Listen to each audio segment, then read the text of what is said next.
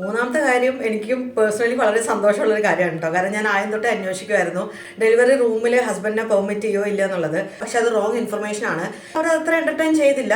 No എന്ന് തീർത്ത് പറഞ്ഞു എന്നല്ല, വേണമെന്നില്ല എന്നുള്ള രീതിയിൽ. ഒന്നാമത്തേതും ഏറ്റവും ഇമ്പോർട്ടൻ്റ് ആയിട്ടുള്ള കാര്യം എന്താണെന്ന് വെച്ചിട്ടുണ്ടായിരുന്നെങ്കിൽ, പിന്നെ അത് കൂടാതെ ഒരു രണ്ട് കാര്യം കൂടെ ഷെയർ ചെയ്യാനാണ് കേട്ടോ. കഴിഞ്ഞ ദിവസം ചെയ്ത പ്രഗ്നൻസി വ്ലോഗിൽ ഞാൻ അറിയാതെ ഒരു റോങ് ഇൻഫർമേഷൻ ഷെയർ ചെയ്തിട്ടുണ്ടായിരുന്നു. വേറെ കോംപ്ലിക്കേഷൻസ് ഒന്നും ഇല്ല എങ്കിൽ 30 to 34 വീക്സിൽ അത് ഓരോ ഹെൽത്ത് സെന്ററിനെ ഡിപ്പെൻഡ് ചെയ്തിട്ടാണ്.